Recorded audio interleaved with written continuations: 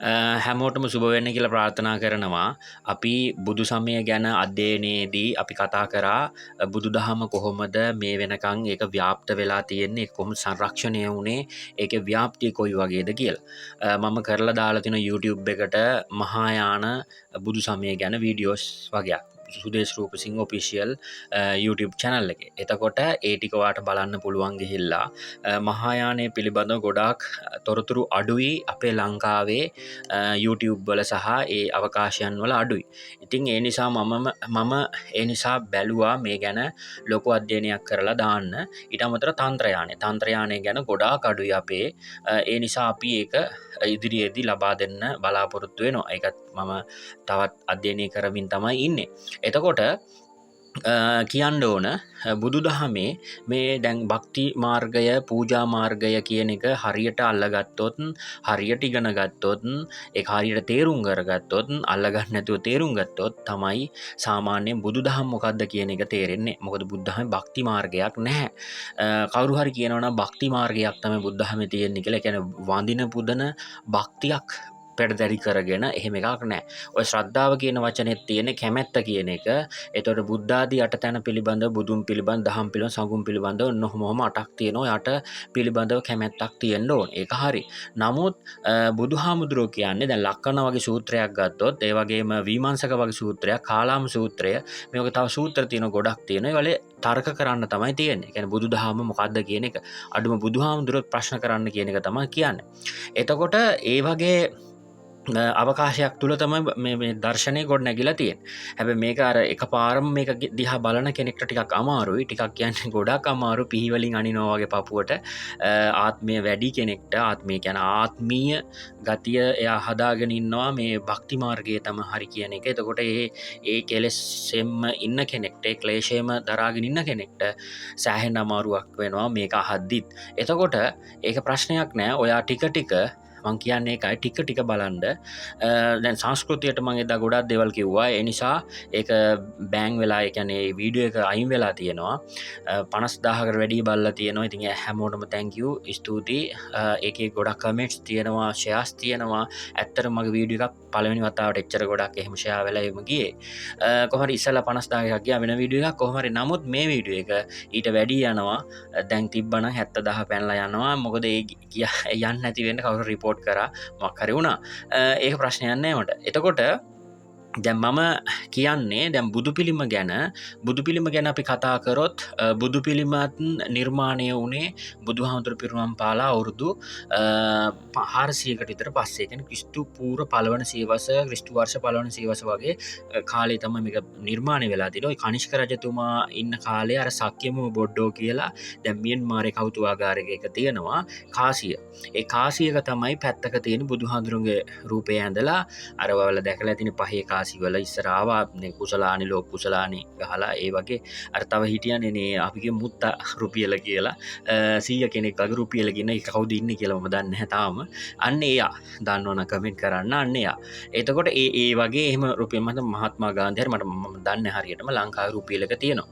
එතකොට දැන් නම් ඒ රුපියල් පේන්නවත් නැහැ. කොහොම හරි අන්න ඒ වගේ බුදුහාමුදුරුගේ රූපෙත් ඇඳලා ඒකේ සක්‍යමෝ බොඩ්ඩෝ කියලා සංස්කෘතෙන් ගහලා තමයි ඒක මේ අරගෙන තියෙන භාවිතයට. ඉතින් ඕක තමයි අපිට හම්බ වෙන සාමාන්‍යයෙන් බුදුහාමුදුරුවන්ගේ රූපයක් නිශ්චිත වශයෙන්, නිල වශයෙන් පාවිච්චි කරා කියන එක තියෙන. ඊට ඉස්සෙල්ලා තියෙනවා දැන් සාහිත්‍යය තියෙනවා. අශෝකාවදානයේ තියෙනවා. ඒ වගේ අශෝකාවදානයේ දැන් අශෝක රජතුමාගේ කාලේ අශෝක රජතුමාට බුදුහාමුදුරු රූපයක් දකින්න ඕන කියලා අර අනන්ත කියන නාගරාජ්‍ය ඇවිල්ලා බුද්ධ රූපයක් මැව්වා කියලා කියනවා. ඒක නමුත් ඒව සාහිත්‍යය. ඊට අමතරව ඊට ඉස්සෙල්ලා තියෙන කතාවක්. ඒ තමයි මේ කෝසල බිම්බවර්ණා එකේ ඒ පොතෙත් කියනවා මේ කොසල් රජතුමාටත් ඕන වුණා රූපයක් දකින්න බුදුහාමුදුරුවන්ගේ ළඟින් තියාගන්න. මොකද කොසල් රජතුමා දැකලා තියෙන බුදුහාරෝ. එතකොට බුදුහාමුදුරුවෝ ගාවට යවනවා චිත්‍ර ශිල්පියෙක්. ඊට පස්සේ බුදුහාමුදුරුවෝගේ ශරීරය මැවිලා වැටෙන්න කියලා අර රෙද්දක ප්‍රාර්ථනා කරනවා. ඊට පස්සේ ඒක ඇඳා කියලා. මොකද අඳින්න බෑ, ඒ නිසා ඇඳා කියලා. ඉතින් දැන් බුදුහාමුදුරුවන්ගේ රූපය බුදුහාමුදුරුවන්ගේ ශරීර බාහිර රූපය අඳින්න ගොඩක් අය මැලි වුණා. දැන් අතන අර වගේ සිද්ධි සාහිත්‍යය තියෙනවා. නමුත් ඒක චිත්‍රණය කරන්න එහෙම නැත්නම් නූර්තියකට ගන්න කැටයමකට ගන්න බය වුණා. මේකට කියනවා අපපටිමක යුගය කියලා. ප්‍රතිමාවකට නගන්න බැරි යුගය කියලා. ඕකට හේතුව තමයි බුදුහාමුදුරුවම කියනවා බුද්ධ රූපයක් හදන්ඩ බැහැ අපපටිමයි, එතකොට අපපටි සමයි අප්‍රති සමයි එහෙම කියලා කියන. එතකොට ප්‍රතිමාවක නගන්න බෑ බුදු කෙනෙක් කියලා. හැබැයි මේක ගැඹුරු කතාවක්. ඒ කියන්නේ බුදුහාමුදුරුවෝ කියන්නේ බුදුහාරුගේ ගුණය තියෙන බුදුහාර එහෙම කෙනෙක් පිළිමයකට හදන්න බෑනේ. දැන් අපි කියන බුදුහාරෝ වගේ ගුණයක් තියෙන කෙනෙක් පිළිමයක කොහොමද හදන්නේ? ඒක තමයි ඔය කියන ඇත්ත කියලා මටත් හිතෙන දේ තාම. එතකොට එහෙම කරන්න බෑ. ඉතින් ඇත්තනේ බුදුහාමුදුරුවම කියන්නේ කවුරු හරි කෙනෙක් කැමතිනම් බුදුන් දකින්න හෙතෙම ධර්මය දකින්න කියලානේ. එතකොට ඒක දැන් ඒක ප්‍රකට පාලි පාඨයක් විදිහට සමාජගත වෙලානේ තියෙන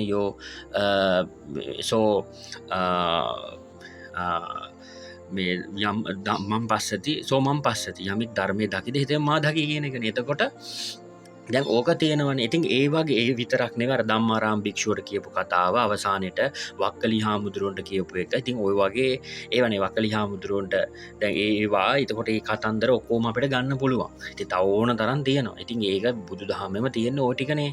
ඉතින් Taman දකින්න කියලානේ දැන් අර බද්දවග්ගිය කුමාරවරුන්ට කියන්නේ නතර වෙන්න කියලා.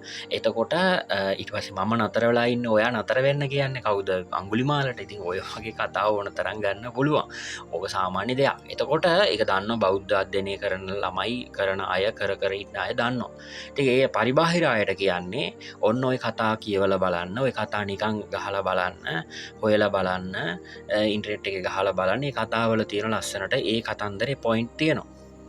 ඉතින් දැන් බුදු පිළිම ගත්තොත් බුදු පිළිම නිර්මාණය වෙන්නේ නැහැ පළවෙනි සියවස් 4-5ක් යනකම් නිර්මාණය වෙන්නේ නැහැ. හැබැයි ප්‍රශ්නයක් තියෙනවා. ලංකාවේ සාහිත්‍යයේදී මහා වංශේ තියෙනවා පිළිමයක් ගැන. ඒ පිළිමේ තමයි ඔය සමාධි පිළිමේ වගේ පිළිමයක්.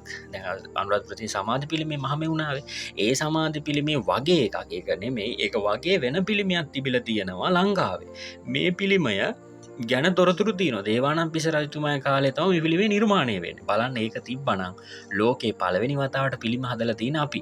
එතකොට සිංහල ජාතිය, හෙළ ජාතිය. ඉතින් ඒ පිළිමය නම් ගොඩක් කියනවා මහා වංශේ. එතකොට ඒ නමුත් වැඩේ තියෙන්නේ පිළිමය අදටත් හොයාගන්න නැහැ. ඉතින් ඕක තමයි ප්‍රශ්නේ තියෙන්නේ. ඉතින් කොහොම කෙසේ වෙතත් පිළිම හදන්නේ බුදුහාඳුරු පිරුවම් පාලා අවුරුදු 200-300කට පස්සේ. ඒ පිළිමය හදලා තිබ්බත් 200-300කට පස්සේ. ඉතින් සාහිත්‍යයේ තියෙන තොරතුරු නමුත් දැන් පුළුවන් ද පිළිමයකට මේ වැඳලා මහත්ඵල මහානිසංසහරි මොකක් හරියක් ලබා ගන්න. එහෙම කියනවා නම් ඉතින් ඒක මට බැලලා වැඩක් නැහැ. ඔයා ලබා ගන්න. ඒක ප්‍රශ්නයක් නෑ අපිට. එතකොට මට බැලලා වැඩක් නැහැ. මම මේ කියන්නේ තියෙන මූලාශ්‍රයන් වල තියෙන දේවල්. එතකොට මේක ගොඩක් කට්ටිය ඉන්නවා මේකට 90%ක් විතර මේක බුද්ධියෙන් තේරුම් ගන්න අය. ඔය 10%ක් තමයි තාම ඉතුරුලා ඉන්නේ.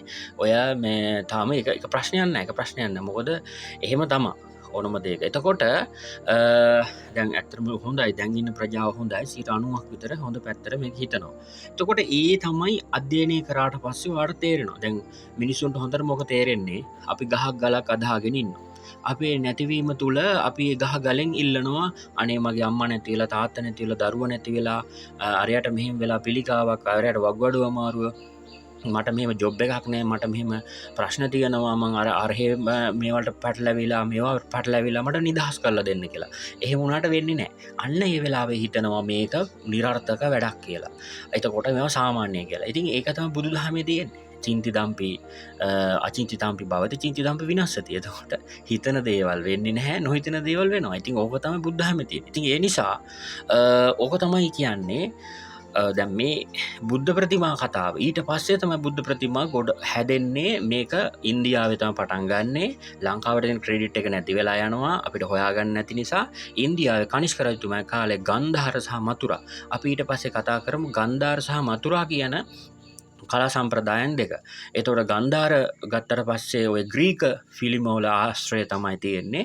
මතුරා ඉන්දියාවෙම තියෙන පිළිමවල ආශ්‍රය තියෙන්නේ යක්ෂ සහ දේව කියන පිළිමවල. ඊට ඉස්සෙල්ලා හැදිච්ච පිළිමවල ආශ්‍රය තමයි ඒ මූලාශ්‍රයන් යොදාගෙන තමයි අපේ පිළිම මේ පිළිම හදලා තියෙන්නේ. එහෙනම් අපි ඊළඟට හමුවෙමු පිළිමවල ඉතිරි කොටස අරගෙන.